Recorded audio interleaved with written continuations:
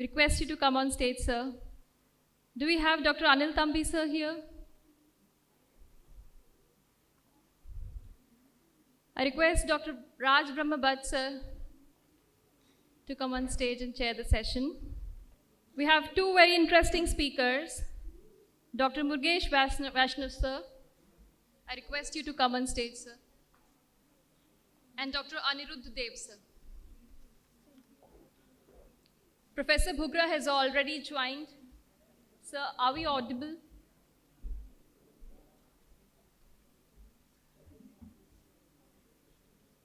I'm afraid I'll have to leave in 20 minutes. I've got another meeting and I did not know about this meeting. Welcome, sir. You can start your lecture, sir. Thank you. Thank you very much. Let me see if I can share the slides. I'm going to be in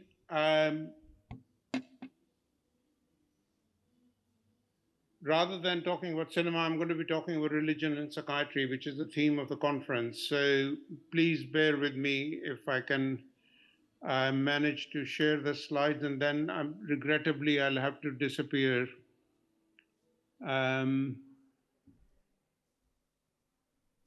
Okay, here we go. Right.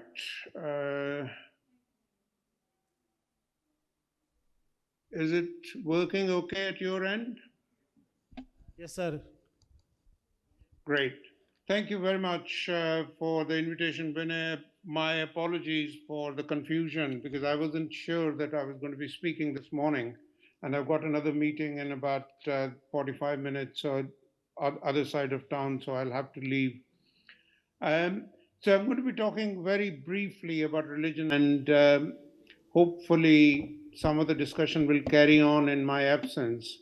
And part of the challenge really is, how do we define religion? It's partly organized belief in a greater force, and it comes with certain rituals, certain taboos, certain things you can do, certain things you cannot do. And it different from spirituality, because spirituality can be very personal, and as is religion, but religious practices can be universal or otherwise. And then there is faith, which is strong belief in a being or in a cause. And it is about disposition to express, assent to, or otherwise act in accordance with a proposition. So there are similarities between psychiatry and religion, commonalities to do with care and healing. Healing refers to activity encompassing body and soul, and this is particularly helpful in the Indian context because we can look at mind, body, and that distinction doesn't exist in India, and the spiritual beliefs, and looking at the Ayurvedic models, so it's mind, body, environment, family, etc. And the core in both is negotiating different interpretations. So there are three clear functions which are shared between psychiatry and religion: explanation of the unknown, a ritual and social function, and definition of values. And as we know quite often, I mean, again, it's beginning to change quite a lot, certainly in the West, where their relationship between doctors and patients is much more equal. And there is an expectation that decisions about patient care will be made jointly rather than by the father figure. And certainly in many countries, that father figure still remains, that patients want to hand over their care to somebody they see wise and experienced. And both psychiatry and religion serve a moral and humanitarian purpose, and both have moral values. And both, to a degree, deal with alleviation of suffering and healing of souls. And again, part of the challenge for psychiatry really is whether there's certainly debate going on in the UK, whether psychiatry is a science or whether it's an art. It is practice of psychiatry, as is practice of medicine, is an art backed by science. And science without religion can be destructive, and religion without science can become superstition. So the religious beliefs are related to supernatural beings or events, and that is particularly worth bearing in mind because of explanatory models. And religious beliefs are related to behavior and rituals, as I said earlier, and taboos and food avoidance, prayers, etc. And its emotional, motivational force. And religion is represented in scriptures, institutions, and is socially acquired as part of culture. And then when we look at certainly some of the work that I did here when we were working with Black church leaders, churches where people speak in tongues and there's confusion whether that speaking in tongues is a psychotic phenomenon or whether that is a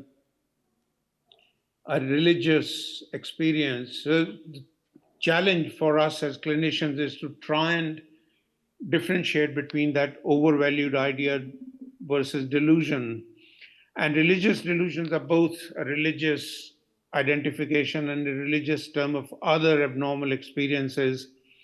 An intense degree of ordinary religious conviction needs to be excluded, and this must be seen in a subcultural belief. And of course, auditory and visual hallucinations can be religious experiences. Possession states can be very religious experiences. So the challenge is who defines it. And in psychiatry, we tend to focus on medical model, and it is religion focuses on values. And the challenge then is, do we see science as an objective and how we deal with religion? And I think that's some debate, particularly in the Indian context, we need to have, because it's really important to make sure that people are not, the normal experiences are not medicalized or psychiatrized. And then the kind of separation between religion and science, is it simply to do with the West? And again, that's where the Indian wisdom and experience comes into play.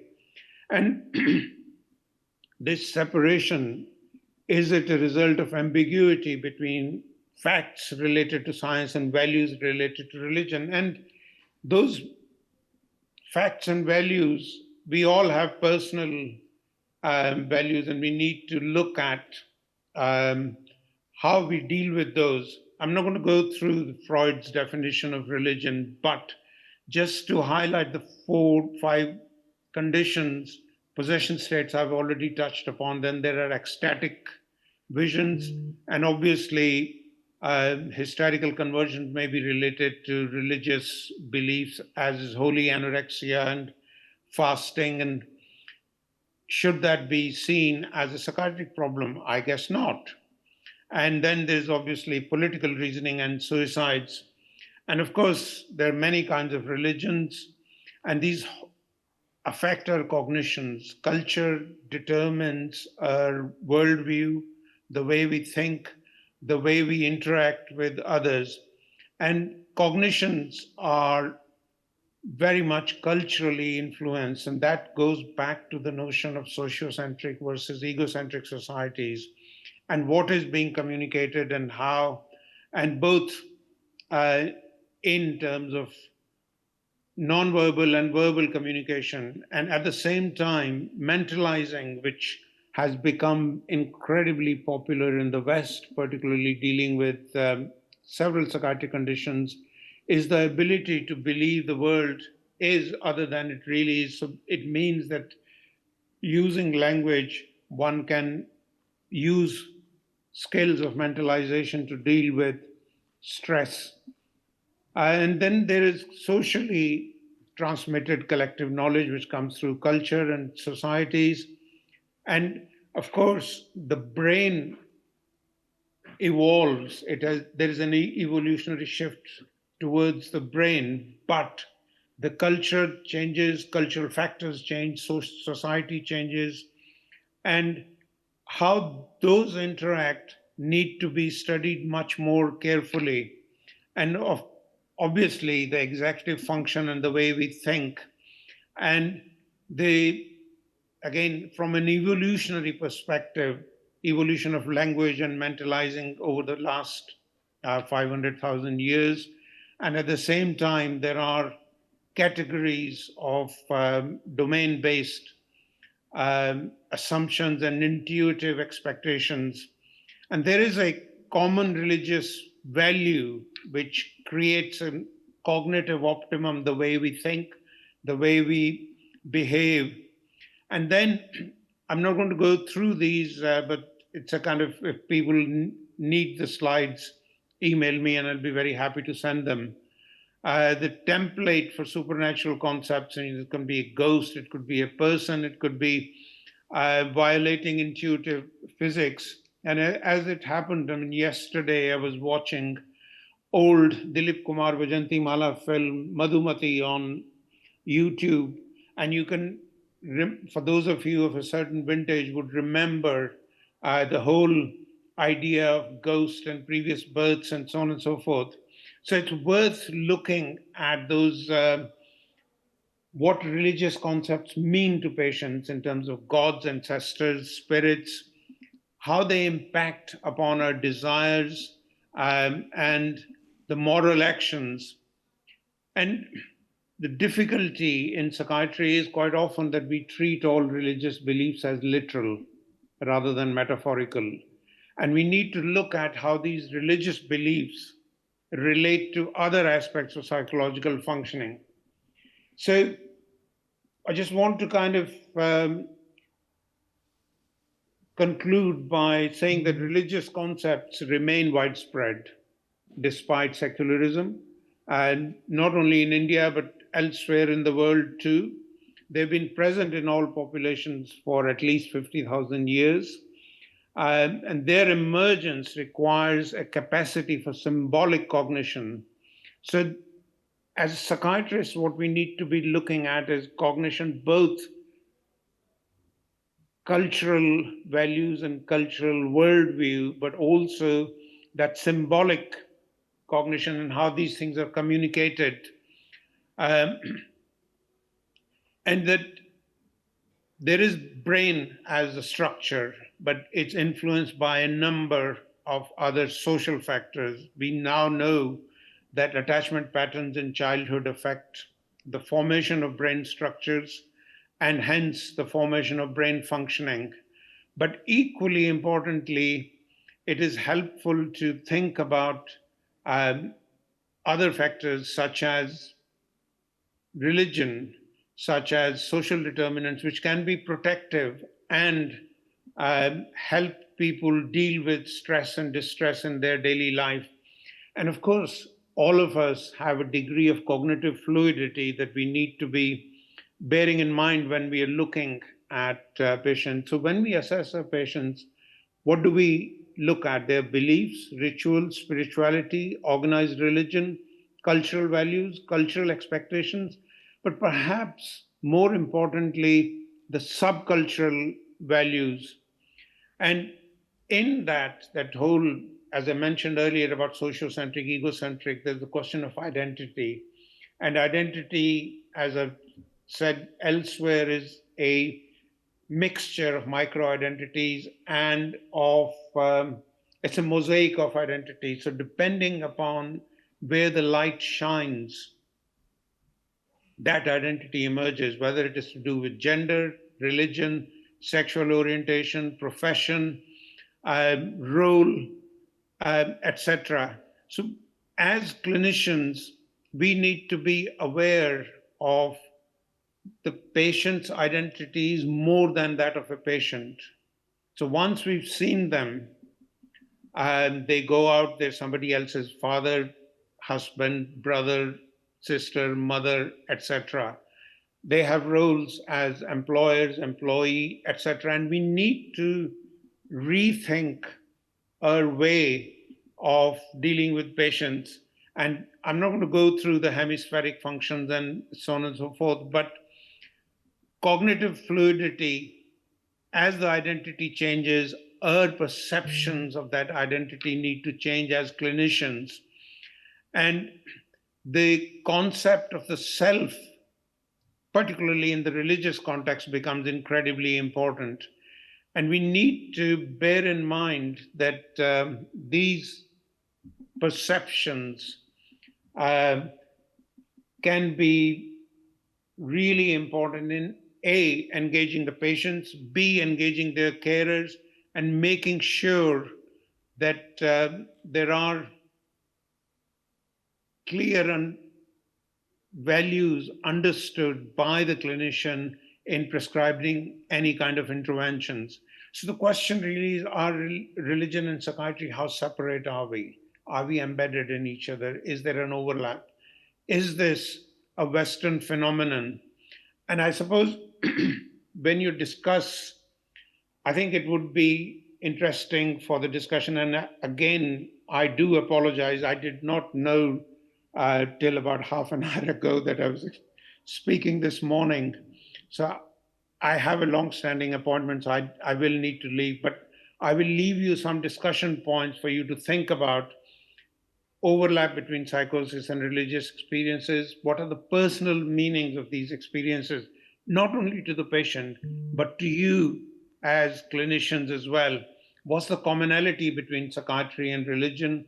What are the differences in terms of meaning and significance in the personal world? And goes back to the basics in psychiatry. What is normal? What is abnormal? What is deviant? Because societies define what is acceptable and what is not. And within that context, religion does play a very big role. And we, as mental health workers, as well as religious believers, need to understand what is normal, what is abnormal, what is adaptive, and what is maladaptive expressions of religious thought and experiences.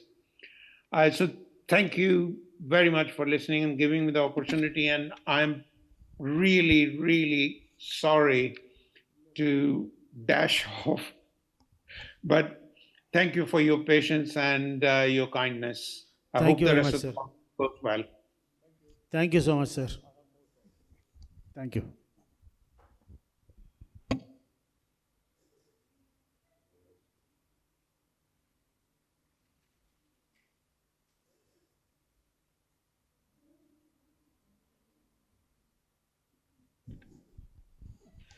Our next topic is a very, very famous one, 15 Park Avenue, Looking Back on a Psychiatrist Journey by Dr. Anirudh Deb. Welcome, sir.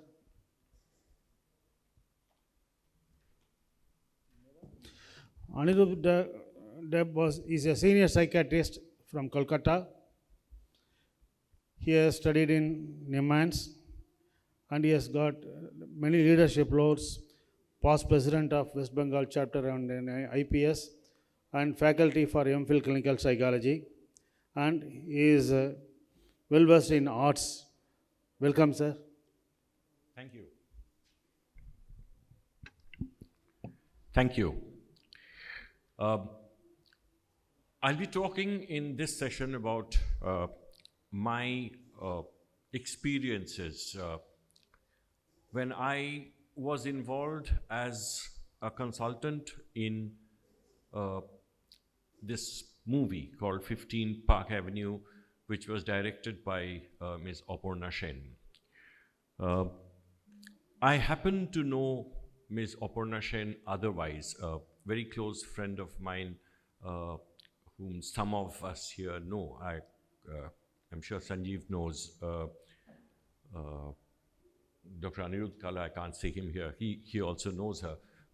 She's an active mental health activist in Kolkata, Ratnaboli Roy, and she is very close to Ms. Sen, and that is how I have come to know her personally. 15 Park Avenue was an English language Indian film. It is thus described by Wikipedia. All the pictures that I will show here are from the net. They're easily available in public domains.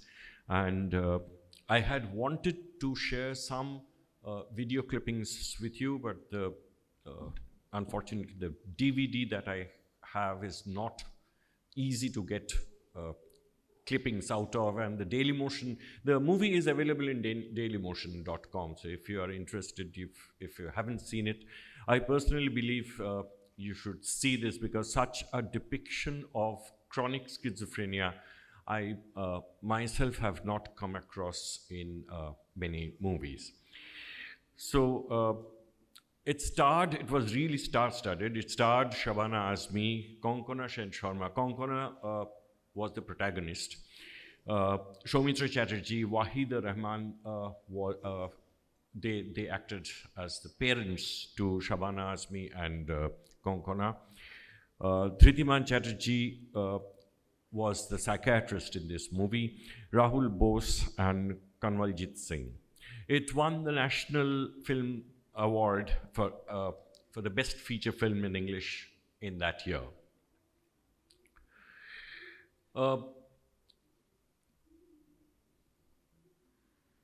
This was the protagonist. Her name was Miti before she became ill. So what did we see in the movie? I'll just give a short summary of what we saw. Niti's age was never really revealed, although several websites call her she was in late 20s or early 30s. One website was very confident that Ms. Aparna Sen had herself said that she was 27, so that is why I've quoted that number. She suffers from schizophrenia. She's unmarried. She lives with her family of origin, which comprises of her parents and her sister, Anjali, who's a professor of physics. She was once engaged to be married to her fiancé, Joydeep. And when the movie begins, she believes that she lives in a house on 15 Park Avenue with her husband, Joydeep, with whom she has never got married, and her 5 children.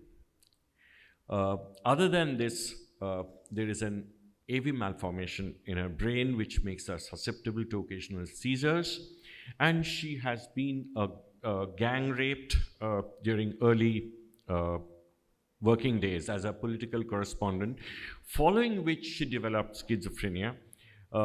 It was probably a precipitant, but there was unremarkable premorbid behavioral oddities also.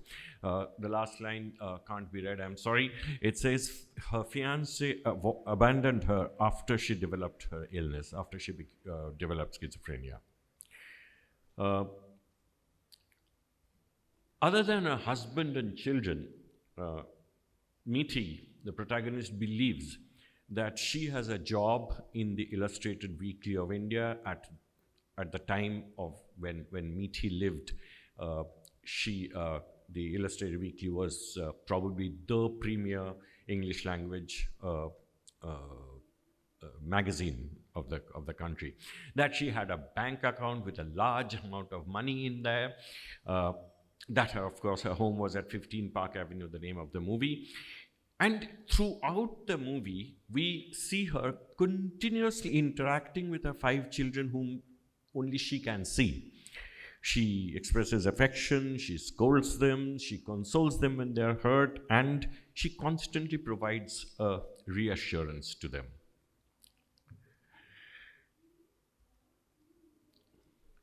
Now, obviously, her family does not believe in this because Miti has never been married.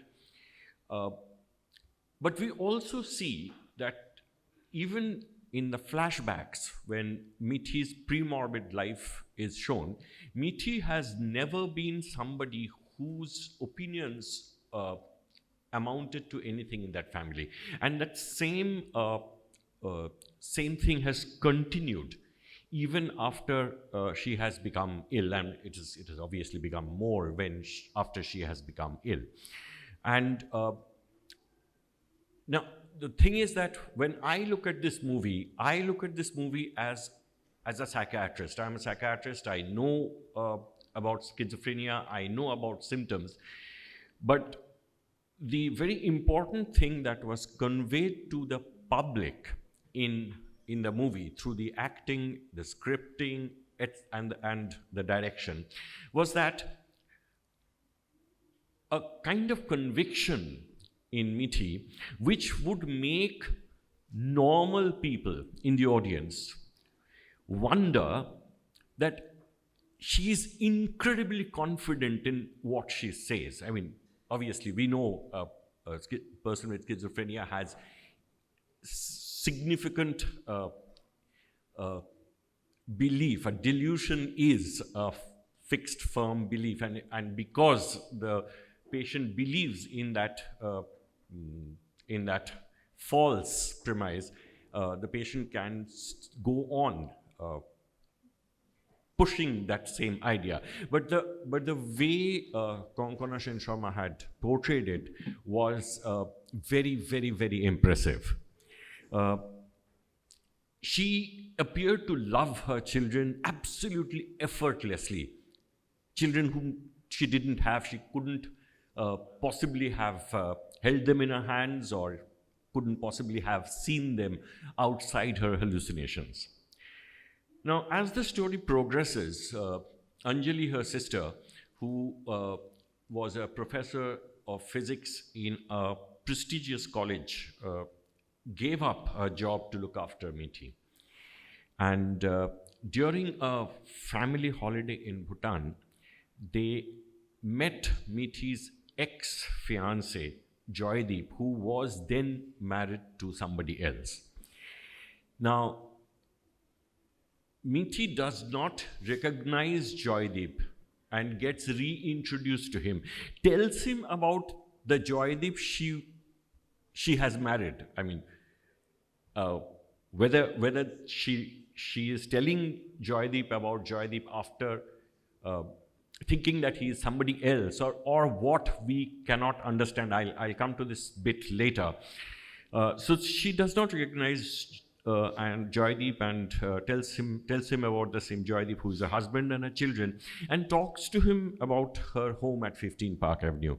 And Joydeep, who probably was carrying a guilt for having deserted his fiancée, is devastated, and he offers to help. So he says that he is going to help Mithi find her home. Because the way he explained it in the movie was that if I take her there, and if she sees that there is no 15 Park Avenue, then she'll realize that she's making a mistake. Now, interestingly, there is this whole movie was shot in Kolkata. There is no street in Kolkata with the name Park Avenue. So the family decides that it must be Park Place, or it must be this or that, and then they decide, okay, fine, we'll take her to this place which she thinks is the place, and we'll show her there is no number 15 there. So she will understand that she is making a mistake. Now, what happens there, right at the end of the movie, is Mithi suddenly says she has found the place. She gets down from the car, says a very confident namaskar to Joydeep, and turns around and walks away in traffic when the cars are moving. So the driver, Joydeep, who's driving the car, he can't follow her. And the characters in the film do not see Mithi ever again. But to the audience, the end comes with a shot of Mithi approaching her husband and children, who are playing in the courtyard of a house.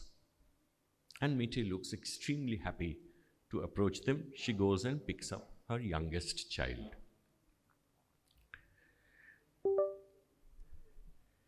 Now,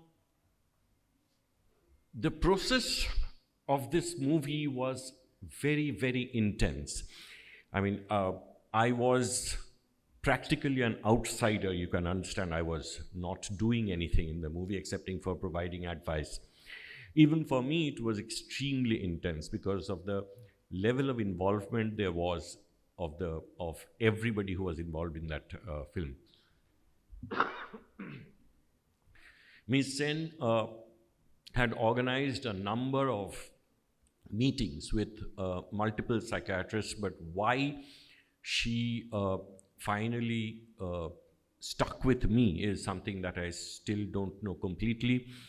She had told me that I explain things to her in her terms which make her, you make me understand things better, were her words. So even before she started writing the script, she spent hours asking about psychiatric problems, schizophrenia in specific, symptoms, behavior of patients,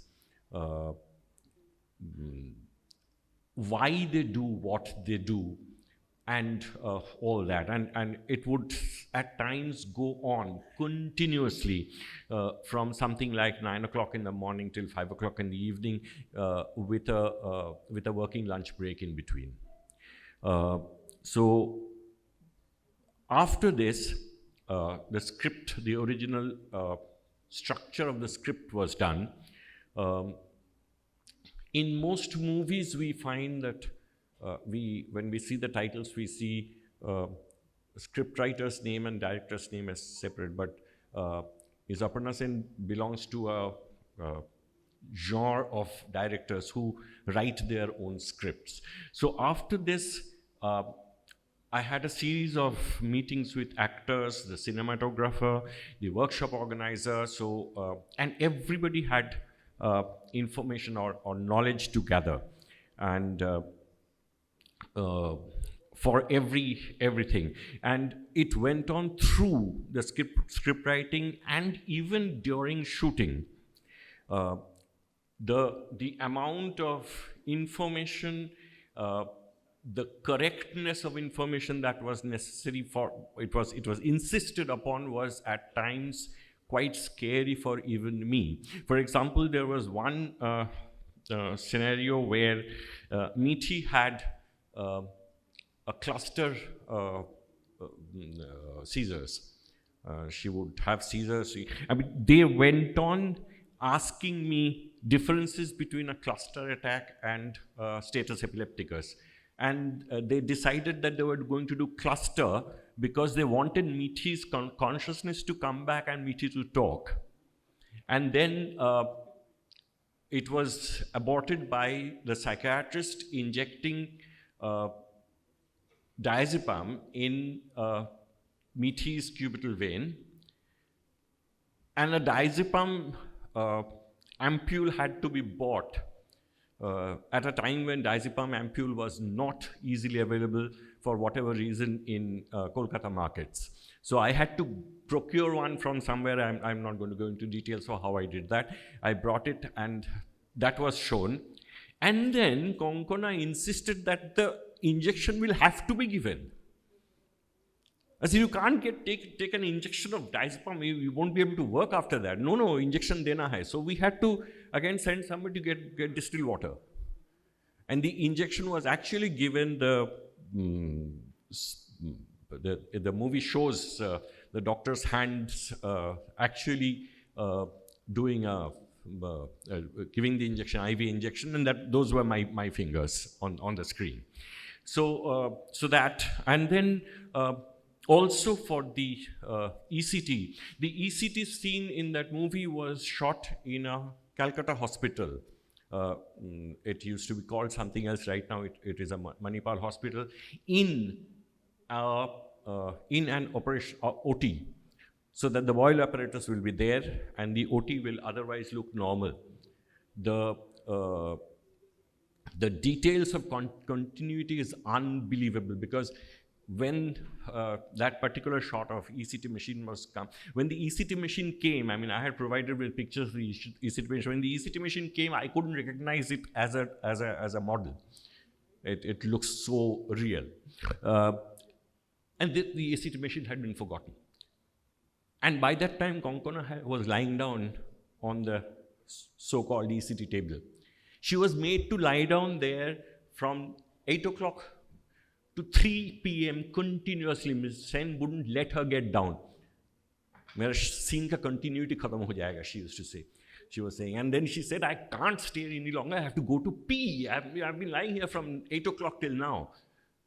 And then 20 pictures were taken from all around to make sure that when she comes back and lies down, every fold of the covers will be correctly put. The gentleman who was running the show on behalf of the hospital was their head of anesthesiology.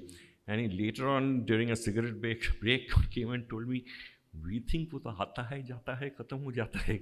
It's so grueling, I can't imagine. I said, and that scene, which has taken from, ultimately took till 5:30 in the evening, from 8 o'clock to finish, was shown for less than 30 seconds on screen.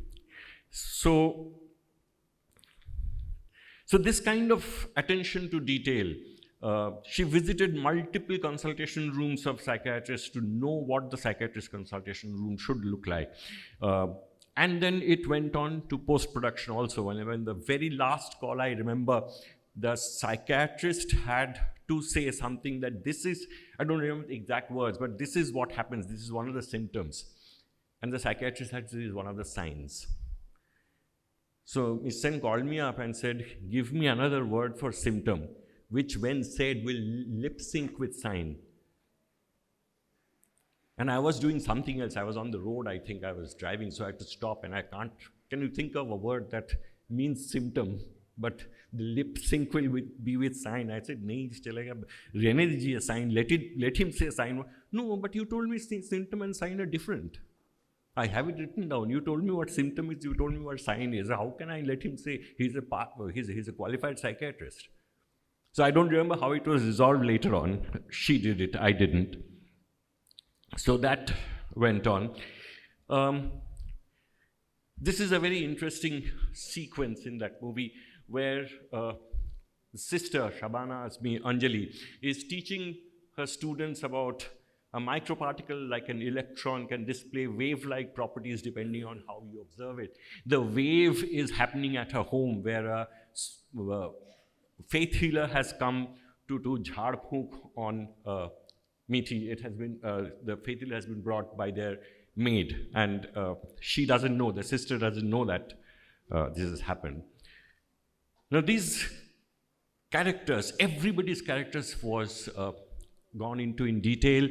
The patient, every family member, the parents, the sister had different questions to ask. The fiancé, the psychiatrist, they all had separate meetings and everything was practically written down. But the most important thing in the whole thing was they never asked to see a patient. They never told me, tera koi patient ko dikha de. Take us to see a chronic schizophrenia. No. It was entirely done from information because they knew that they wouldn't do it. Having said that, it is known Konkona Sen Sharma has access to somebody who has chronic schizophrenia, so she has more or less a fair idea as to how a person with chronic schizophrenia behaves and what happens. So the messages that have come out are the patient's helplessness, the tiredness of feeling, trying to explain her belief to these so-called sane people around. The family is very unsaid, but I've just put a couple of slides more. Very well expressed intolerance of to patient's experience. Shabana has spent more than half an hour with me learning what expressed emotions are and how to express them. So that very significant line of hers where she says, I'm tired of this Meethi, when she's taking her to find the house. This was one of the times when Shabana Azmi was trying to show Meethi that the house didn't actually exist. And then the patient's slow withdrawal in the face of family's reaction. And there's a very interesting double bookkeeping that was shown there, because it is just possible that Meethi does recognize her ex-fiancé, the way she says namaskar. And then there's this question of whether she is falling in love with him again, or whether she is behaving like that, sort of manipulating him so that she can use him in the end to gain her what she needed. So this is my summary of my experience. Thank you very much, and thank you for having me here. And Shabana Azmi. And you know, her 36 Chowringhee Lane and Poroma, or am I pronouncing this correctly or not? The Raki is one of the best acting of her life. She should have got a Best Actress award, but that picture was much ahead of the time. Amazing. And secondly, when he says Shabana Azmi, once in a Hindi movie or I think South movie, they called Shabana that you are becoming a mad and you have to do the acting. So as she went to you, she went to those people. What sort of a madness? Am I depressed? Am I into anxiety? Am I schizophrenic? Is there hysteria? He said, no, filmy madness chahiye. So that's what is happening, and you can see how beautifully everything, and the best part you said, she never went and asked you that, show me your patient. I think that's a great thing. He reached a big round of applause. You know, I'm very, very happy. Now we come to the last part of the lecture, mental high syndrome. One thing, you need not have any introduction about Mrugesh sir. He is the current president of IAPP and past president of IPS, and he has got many international and national recognitions, and he is more famous for his sex therapy. And he will narrate how this mental high turned to another name during his tenure as IPS president. Thank you, sir. Well, let me correct, because I was not giving the subject till the last time, as I was very much busy with IAPP conference. The mental health which was a joint fight carried out by us on behalf of the IAPP, that was an advocacy against the stigma which the Indian cinema is spreading more and more. So that's why the title is given. The title of my lecture is Mental Health Stigma and Indian Cinema. Well, good afternoon.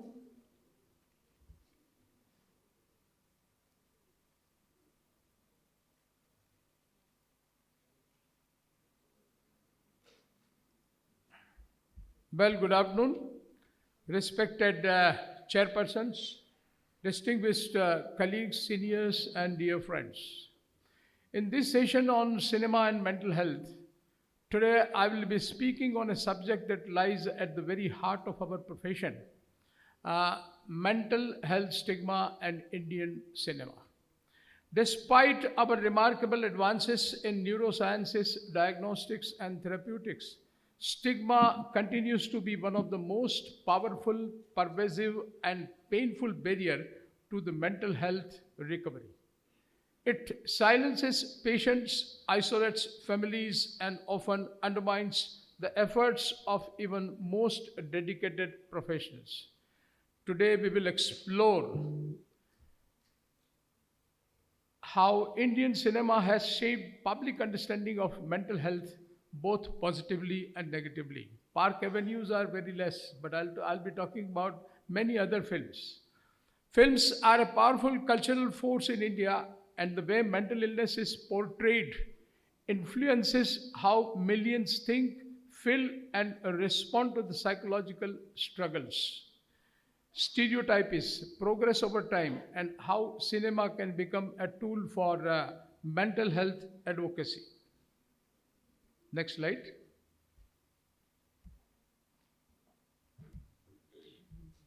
Okay, not coming.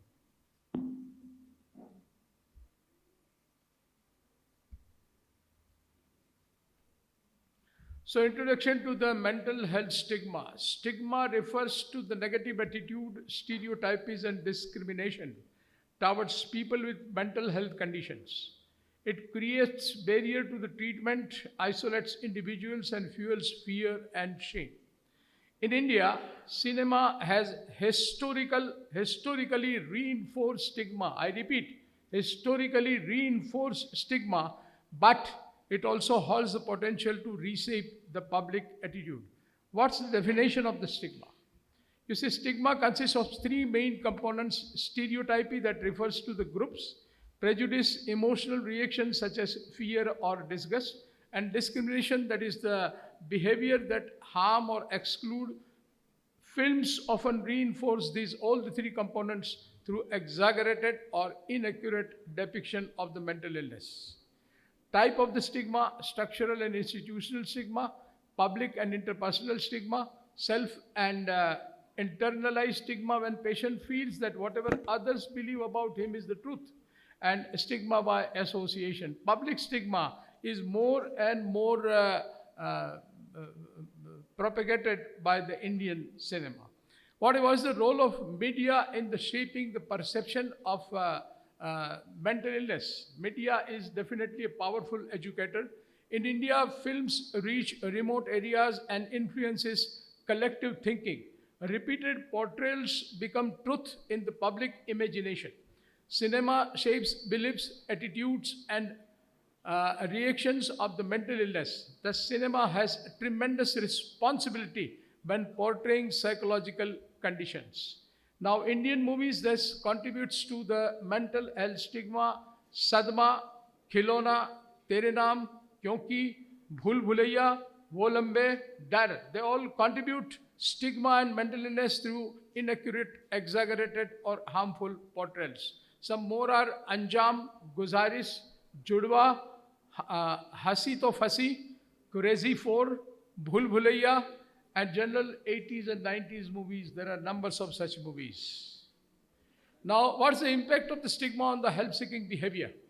Lower quality of the life and discouraged treatment seeking. People will not seek treatment after seeing all these things in cinema. I'll show you the videos also.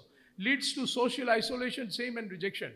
Causes discrimination, loss of trust and disregard from others, increase vulnerability to victimization and abuse, and creates double burden, that is the illness effect plus social exclusion.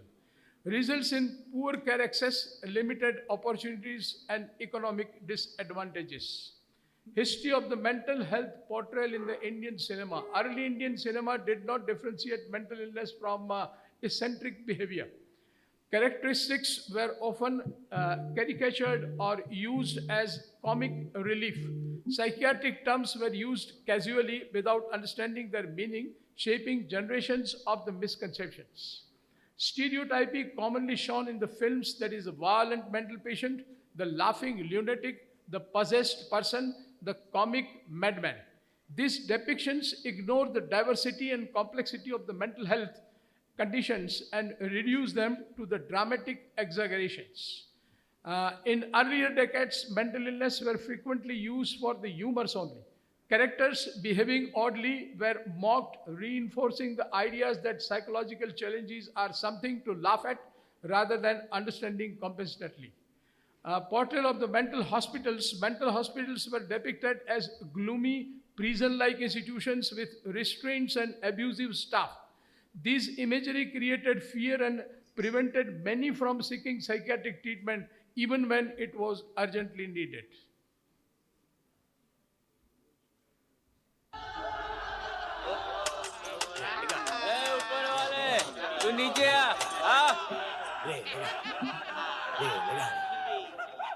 This is one of the scenes of the popular film.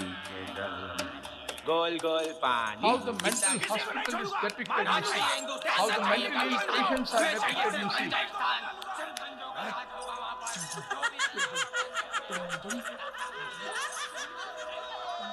खुल जा SIM SIM, खुल जा SIM SIM, खुल जा SIM SIM. मार दूंगा. ये प्यार में क्यों होता है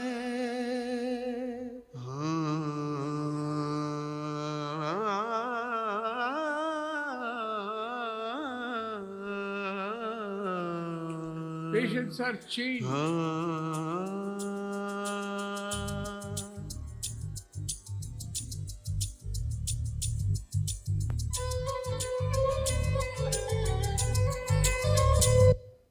See, this is the public education was given to people by the Indian cinema.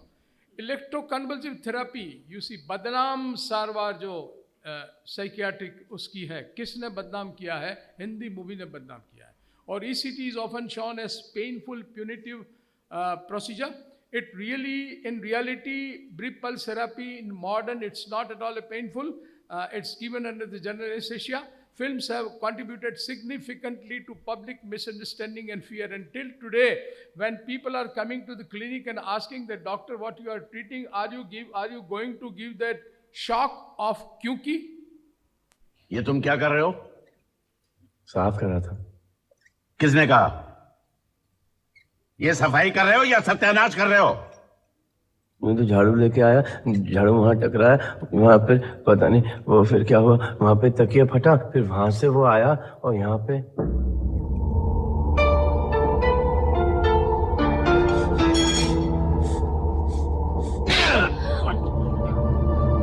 इसको शॉक रूम में लेकर आओ. मक्खी हौला के मुंह से मक्खी. छोटी सी मक्खी. चलो इस पर लेट जाओ. Okay. See the way in which the staff is behaving with the patient. Now you see the psychiatrist how he is taking the revenge of that.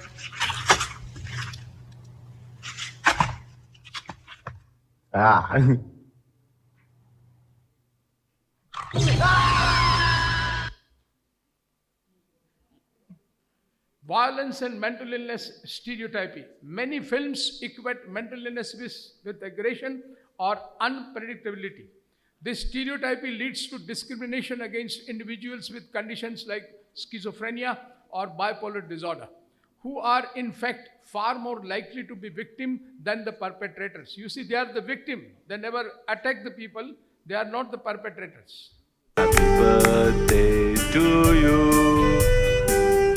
Happy birthday to. Happy birthday.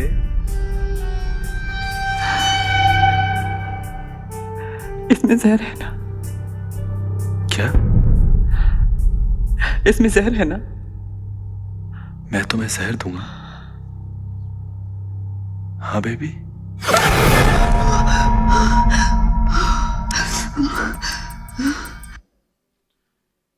(1990) Bollywood films show a rise in melodramatic and sensational portrayals.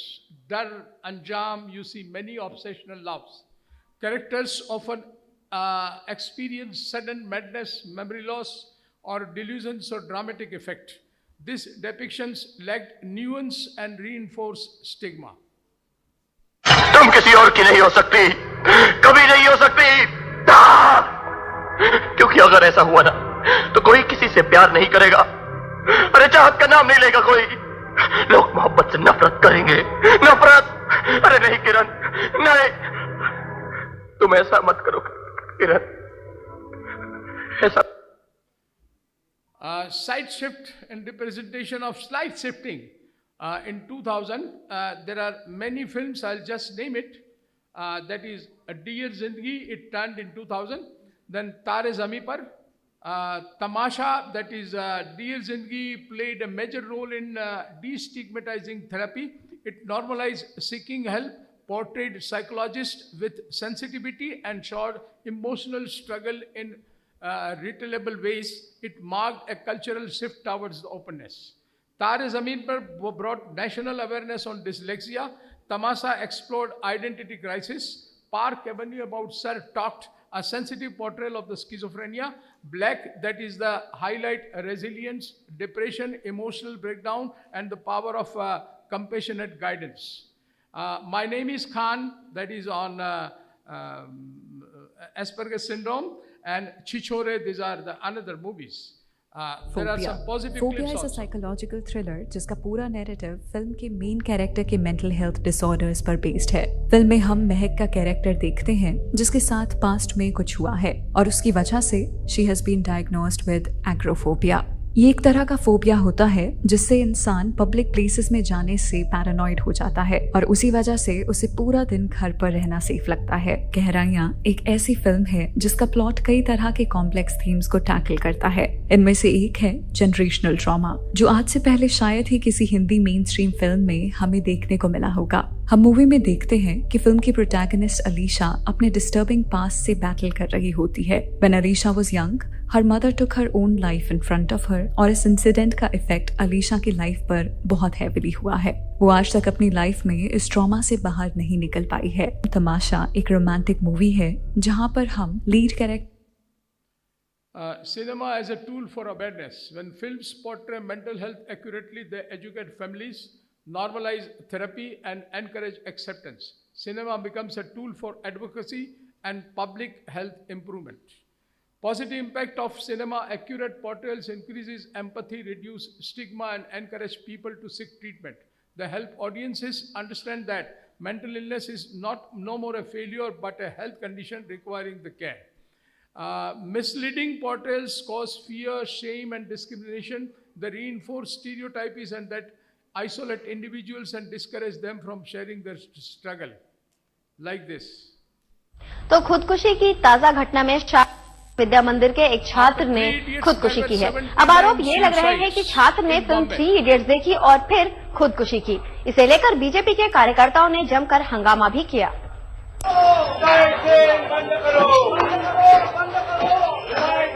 ये गुस्सा है एक छात्र की खुदकुशी के।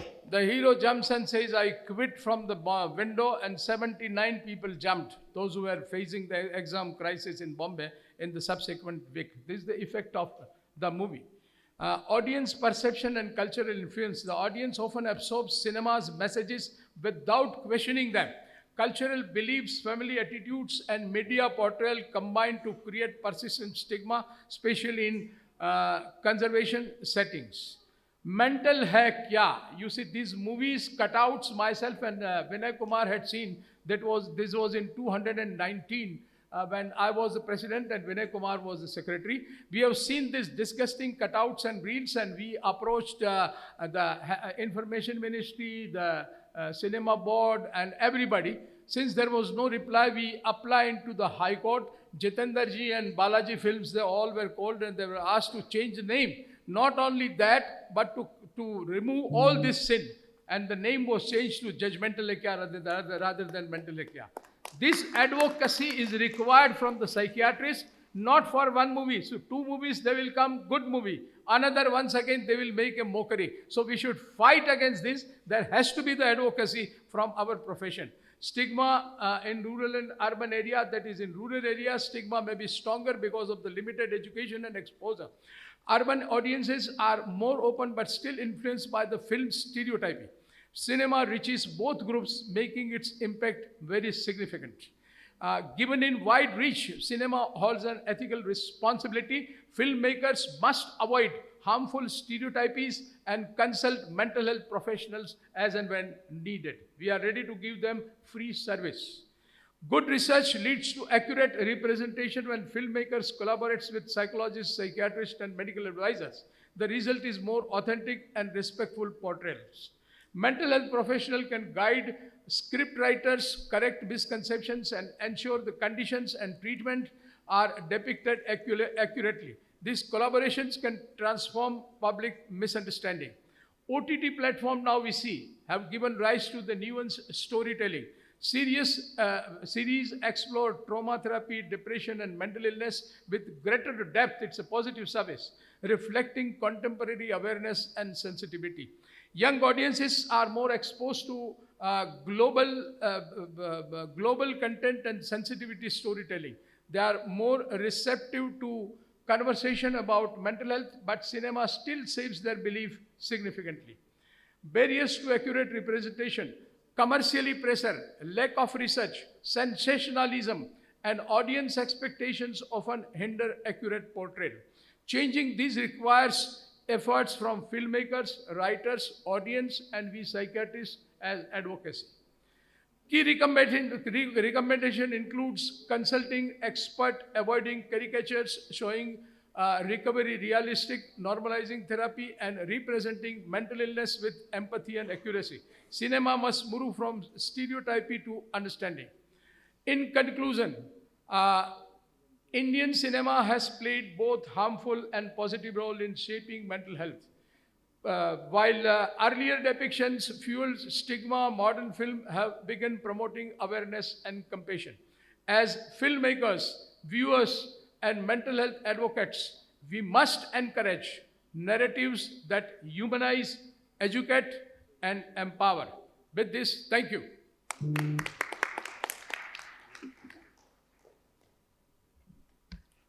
I was a bit fast because slowly and in my style it would have taken 30 minutes, but Vinay Kumar warned me not more than 20 minutes.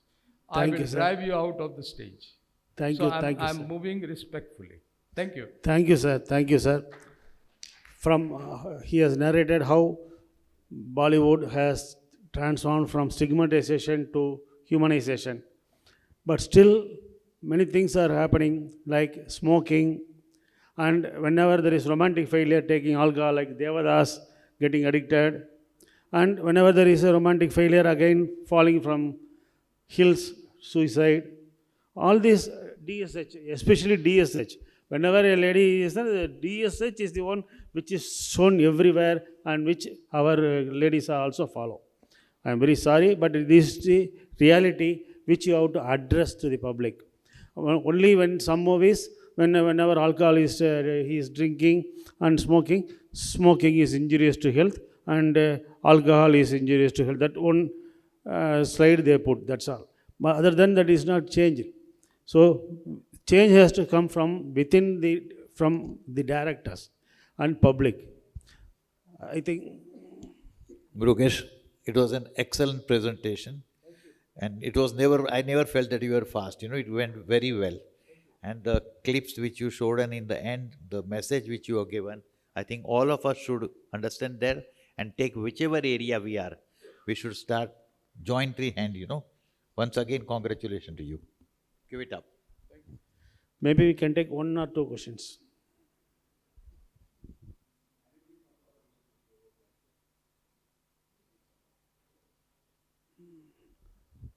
No questions? Then we thank the organizing committee for giving us this responsibility. They agree that cinema should change, should bring a change, and stigma should be removed.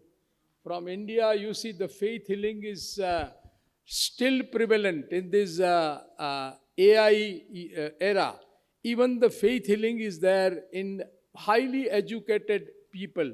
So cinema should propagate in such a way so that the mental illnesses are accepted like any other physical illnesses, and people should step forward to take the treatment and for early detection, early diagnosis, early management, and then come out, be in the normal stream of the society. Yes, sir.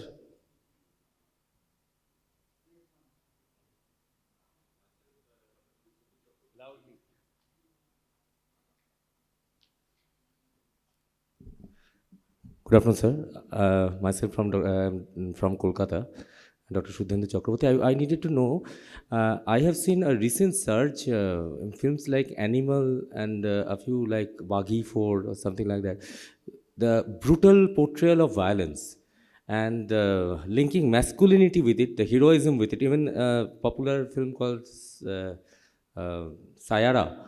Sayara also showed the hero in a form of very brutal way, killing, thugging people like that.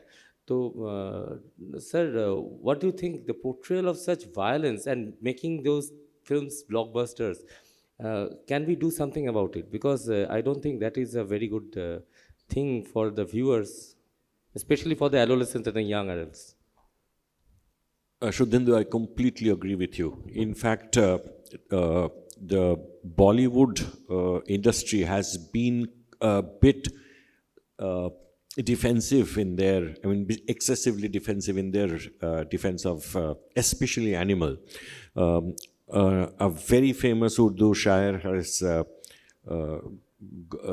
gone on Instagram in a reel blaming the people of the country for movies like Animal. I mean, he has very clearly said that कितना लोग ये movie करते हैं, एक गाना में कितना लोगों का नाम है. There is one songwriter, one musician, and there are 5 or 6 people playing the music and one person singing. What about the billions of people who make it make it a blockbuster or whatever? Why does it succeed? So Indian audience must take responsibility. But then that is not the way. I mean, people will take what you give them. Okay, and this is the story that for a very long time our media has been promoting, not just today. People want to know, Indians need to know, we demand to know. No, we don't demand to know. So you stop demanding feeding them. So the problem is there is nobody questioning them. Okay, there is nobody questioning them, and it is true that we are eating it, and people, you just heard. I mean, a movie like Mental Hai Kya, which was going to become very big, was actually forced to change their names because of the organization. So we can, in small bits, start working on this, and we can this can snowball. And there are excellent movies, but some movies do not receive any mention. In 2004, there was a Marathi film called Devrai. Atul Kulkarni acted in, I've forgotten the name of the director. Dr. Mohan Agashe was a psychiatrist acted as a psychiatrist in that movie. There was an ECT scene in that also. Such portrayal of acute schizophrenia, again, I have not seen in many times. It includes such, Atul Kulkarni was developing schizophrenia and delusional mood. How do you act delusional mood? It was such a wonderful movie. It hasn't stuck. So these are areas we need to explore. We need to screen such movies more, not only for small groups like this, but also in the community. So if we can keep doing this, and if we can carry the message, I'm sure things will improve. Sir, can I reply? It's a very good question. So far as Animal is concerned, as a vice president of the Indian Association of Private Psychiatry, earlier I did it as a president of Indian Psychiatric Society. I did a wrote to President. So I wrote to him and all the objectionable things. पहले तो उसका phone आया रहने दो भैया इनको रोटी कमाने दो. Then I went on writing to even the Information and Broadcasting Minister, everybody, and threatened them that we'll take it to the court. Finally, a reply came from the Prasanna Joshi that the story is as per the advice of the 2 renowned psychiatrists. I read the name and I was shocked. At least for that film, and it was on their letterhead that this story can be a real story and there is nothing wrong in it, and on our advice this film has been produced. So court people advise me that if 2 senior colleagues of yours are approving the film, then probably you will not have ground. It's better not to go to the court this time. Yes, sir. Last. There is one more thing. I think the script writers, there is a stereotyping of the popular male hero figure as if he is very unkempt, very violent. So I think that should be taken care also. Time is getting short. TSS sir, one last question. Comment. Yes, Dr. Rao, last comment. I must really congratulate Mrugesh for quite a bit of work at that particular time it was done. But then subsequently, see, there are 2 good things, some bad things, both are actually happening. One is actually, say, Deepika Padukone expressed and came out, and such an amount of remarkable changes that happened, and in fact, she turned out to be ambassador of Indian Psychiatric Society. But very recently, I was listening to one of the interview given by Rashmika Mandana. This is following Animal, wherein she justifies in the family, woman is actually beaten or some violence happens, what is the big thing about it? So this particular educational process should become some consistent one, and I think we must reach all the people. I think if that particular message has been conveyed very nicely, Congratulations and thanks for this. Thank you, sir. Thank you for giving us the opportunity. Thank you so much, sir. And now I would request the chairpersons to please felicitate our speakers. Pen drive here, my pen drive.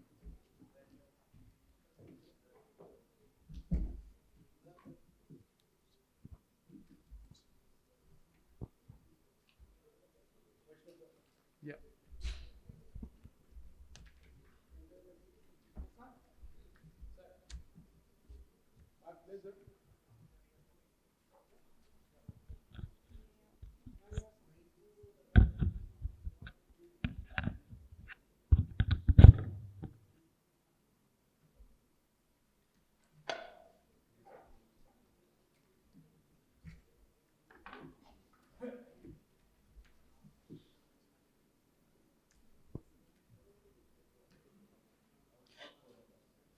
Now I would request TSS Rao sir to please felicitate the chairpersons.